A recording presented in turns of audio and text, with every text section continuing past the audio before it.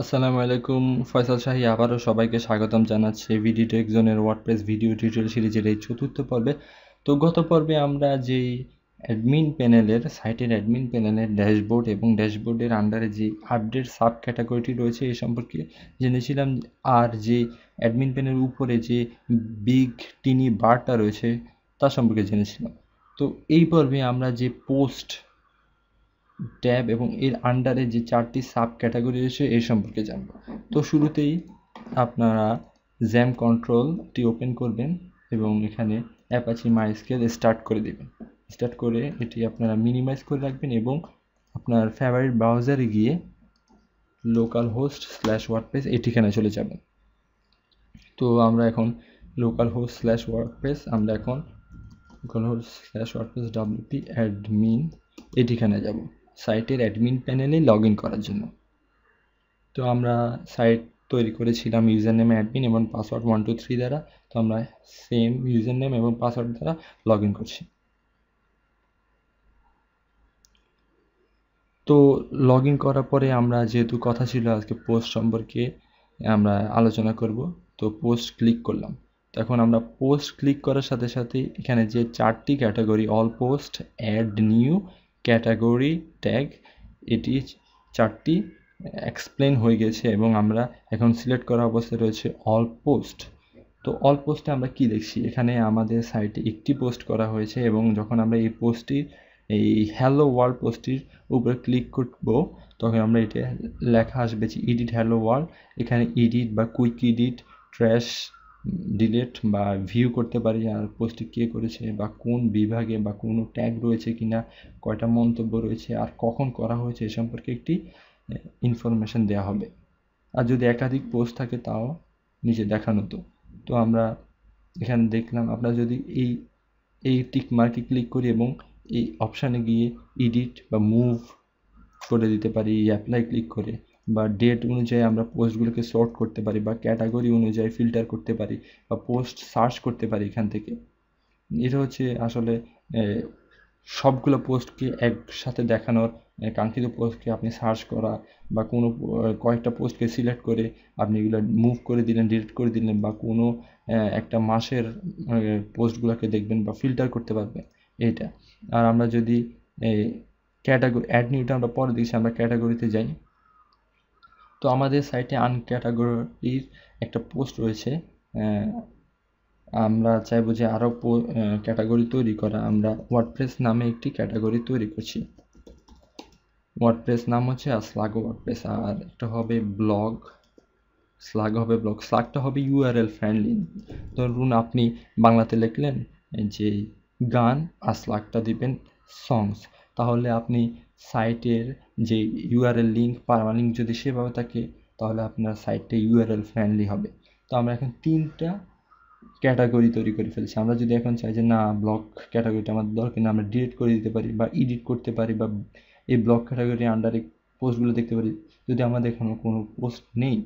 আর এখানে আমরা ওয়ার্ডপ্রেস এই ক্যাটাগরিটা রয়েছে, এই 3টি ক্যাটাগরি আমাদের রয়েছে। আর ডিফল্ট এই যে ক্যাটাগরি আনক্যাটাগরি এটি আমরা ডিলিট করতে পারবো না। তো আমরা মূলত ক্যাটাগরি দেখলাম, এবার আমরা ট্যাগ সাব ক্যাটাগরিটি আমরা দেখি। এখানে আমরা একটা ট্যাগ তৈরি করি, ব্লগ তৈরি হয়ে গেল। সংস নামে আমরা আরেকটি ক্যাটাগরি তৈরি করলাম। তো আমরা ক্যাটাগরির মতোই এটা আমরা এডিট বা কুইক এডিট বা ভিউ করতে পারি, ডিলিটও করে দিতে পারি, বা কয়েকটা সিলেক্ট করে কাঙ্ক্ষিত সিলেক্ট করে আমি ডিলিট করতে পারি বা কোনো ক্যাটাগরি সার্চ করতে পারি। তো ক্যাটাগরিটাই বেশি ইম্পর্ট্যান্ট, একটা বেশি ইম্পর্ট্যান্ট না। আমরা এখন এই পোস্ট মেনুটির যে 4টি ক্যাটাগরি আছে এর মধ্যে সবচেয়ে ইম্পর্টেন্ট অ্যাড নিউ, পুরো সাইটেরই ইম্পর্টেন্ট একটা জিনিস অ্যাড নিউ। এখানে যাব, এবার আমরা দেখব যে কিভাবে একটি পোস্ট করতে হয়। তো এখানে পোস্ট অ্যাড নিউ পোস্টে ক্লিক করলে আমরা দেখব যে অ্যাড নিউ পোস্ট। এবার এখানে আমাদের সাইটের শিরোনাম দিতে হবে যে মাই নিউ পোস্ট, এবং সাইটের এখানে কন্টেন্ট দিতে হবে। আমরা ডিফল্ট কিছু কন্টেন্ট নিয়ে আসি।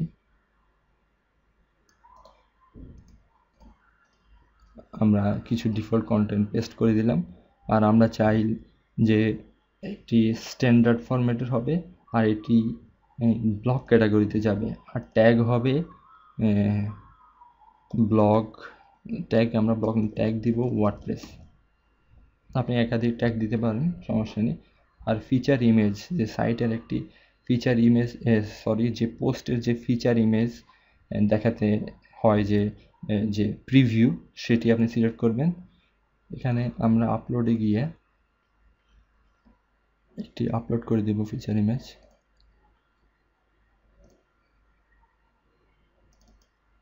এটা আমরা একটা ফিচার ইমেজ আপলোড করে দিচ্ছি, সেট ফিচার ইমেজ।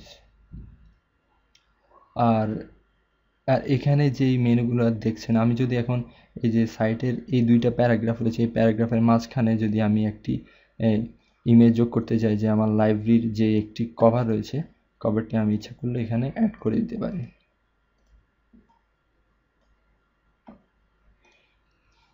তো এখন যে এখানে যে বিভিন্ন বাটনগুলো দেখছেন, এগুলো হচ্ছে যে টেক্সট এডিটর। আমি যদি ধরুন এখানে যে রিচার্ড, এই কথাটাকে যদি আমি একটা লিঙ্ক তৈরি করতে পারি, যে kasem.com, যে রিচার্ড লেখাটিতে ক্লিক করলে kasem.com-এ যাবে। আর এই টিক মার্ক দ্বারা দেখালাম যে এটি আমাদের সাইটের পেজটাকে ক্লোজ না করে নতুন একটি উইন্ডোতে ওপেন হবে, অ্যাড লিঙ্ক, এবং রিচার্ড কথাটি লিঙ্ক হয়ে গেছে। ঠিক সেইভাবে আপনি কোনো লেখাকে সিলেক্ট করে দিয়ে লেখাটির সাইজ বড় ছোট করতে পারেন, নিচে আন্ডারলাইন দিতে পারেন, লেখাকে জাস্টিফাই অর্থাৎ মাঝামাঝি বরাবর, বামে থেকে লেখা শুরু না হয়, যে মাঝামাঝি বরাবর লেখা, বা লেখার কালার, লেখা ফরম্যাটিংগুলা ডিলিট করা, যে এখানে ফরম্যাটিং চলে আসছে, ফরম্যাটিং আপনি ডিলিট করতে পারেন, কোনো লিঙ্ক ইনসার্ট করতে পারেন, বা ক্যারেক্টার ম্যাপগুলো আপনি দেখতে পারেন যে কোনো ক্যারেক্টার, আসলে এই যে লাভ আইকনটা, এই ক্যারেক্টারটা আপনি কিন্তু চাইলে যে কিবোর্ড লিখতে পারবেন না, তো এটি আপনি এই ক্যারেক্টারগুলো অ্যাড করতে পারেন, আনডু করতে পারেন, বা রিড মোর, আমি চাইছি এতটুকু দেখার পরে যে একটি রিড মোর বাটন তৈরি হবে, ফুল পোস্টে ক্লিক করলে তারপর এটা দেখাবে। তো এটির কাজ হলো এটা। আর এখানে অ্যালাইন লেফট অটোমেটিক থাকবে, সেন্টার অ্যালাইন, রাইট অ্যালাইন দিতে পারেন যা। আর ধরুন যে এখানে একটা কথা, এখানে যে এই লাইনটা রয়েছে, এটাকে আমি একটা কোটেশানে দেখাবো, তাহলে আমি এটাকে সিলেক্ট করে একটা কোটেশান সিলেক্ট করে দিতে পারি। আর এখানে ধরুন আমি একটা লিস্ট অর্ডারে, আমরা এখানে লিস্ট অর্ডার দিয়ে 1 2 THRW এগুলো তৈরি করতে পারবি এই লিস্ট অর্ডার দিয়ে। আমরা যদি এই যে ইপসাম লেখাটিকে মাঝখানে আগ দিয়ে দিতে চাই, তাহলে আমরা এইটি ব্যবহার করতে পারি। যদি আমরা লরেম, এটিকে আমরা ইটালিক করে দিতে পারি বা বোল্ডও করে দিতে পারি। তো এটি সম্পূর্ণ আপনার উপরে, আপনি কীভাবে এই যে ফরম্যাটিং মেনুগুলো ব্যবহার করছেন, বাটনগুলো, এটা আপনার উপরে। তো আপনার এটি ব্যবহার করা, এটি ফরম্যাটিং করা হয়ে গেলে, আমি এটাকে কোটেশনটা বাদ দিয়ে দিই, ছবি অ্যাড করা হয়ে গেলে সব কিছু ঠিক আছে কিনা দেখবেন, যেই পোস্টের শিরোনাম আর পোস্ট, এবং কোন ক্যাটাগরিতে দিয়েছেন পোস্টটা, বা ট্যাগ কী হয়েছে, বা পোস্টে কোনো ইমেজ সেট রয়েছে কিনা প্রিভিউ হিসাবে। এটি যদি ঠিক থাকে, আপনি পাবলিশ বাটনে সেভ করবেন বা সেভ ড্রাফটে দিয়ে দিবেন। সেভ ড্রাফটে দিয়ে গেলে আপনি পরবর্তীতে নতুনভাবে এটি এডিট করতে পারেন, যেভাবে আছে এভাবে রয়ে যাবে, ঠিক আছে। তো আমি এখন এই পাবলিশ বাটনে ক্লিক করছি।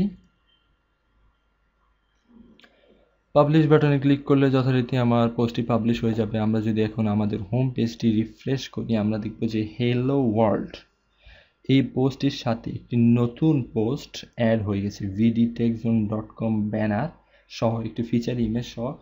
এই যে ব্লগ ক্যাটাগরির ভিতর মাই নিউ পোস্ট, এবং এখানে আমরা যেভাবে ফরম্যাটিং করেছিলাম সেভাবে রয়েছে, যে আমরা এইটুকের পরে রিড মোড দিয়েছিলাম, যে পুরোটা পোস্ট পড়া যাবে না, যখন কন্টিনিউ রিডিং দেওয়া হবে তখন পড়তে পারবে, এভাবে দিয়েছিলাম। তো আমরা পুরো পোস্টটি পড়ি। এখানে মাই নিউ পোস্ট, এটি কবে করা আছে, কে করেছে, কোনো মন্তব্য আছে কিনা। উপরে প্রিভিউ ইমেজটার কাজ তো আপনারা বুঝতেই পারছেন, যে এখানে আমরা যে প্রিভিউ ইমেজটা দিয়েছিলাম সেটি উপরে বড়ভাবে দেখাচ্ছে, আর আমরা এই ইমেজটা হচ্ছে পোস্টের মধ্যে যে ইমেজটা ব্যবহার করেছিলাম এটা। আর এখানে যে ট্যাগ জুড়ে দেওয়া হয়েছে, আর মন্তব্যের অপশানটা আপনারা দেখতেই পাচ্ছেন। তো এটা হচ্ছে আসলে একটি পোস্ট করা। আর আমরা যে এর আগে ট্যাগ, ক্যাটাগরি কাজ করেছিলাম, অ্যাড নিয়ে আমরা দেখলাম। এখন আমরা অল পোস্টে গিয়ে একটা জিনিস দেখাবো যে আমরা যে মাই নিউ পোস্ট করেছি, আমরা যদি এখন এই হ্যালো ওয়ার্ল্ড পোস্টটিকে এই যে আমরা এডিট করতে চাই, আমরা এডিট বাটনে ক্লিক করব। আমরা যে হ্যালো ডিফল্ট পোস্টটা হ্যালো ওয়ার্ল্ড পোস্টটাকে মাই ওল্ড পোস্ট এই নামে দিয়ে আপডেট করে দিব। আপডেট করলে আমরা যদি আমাদের সাইটের হোম পেজটা দেখি,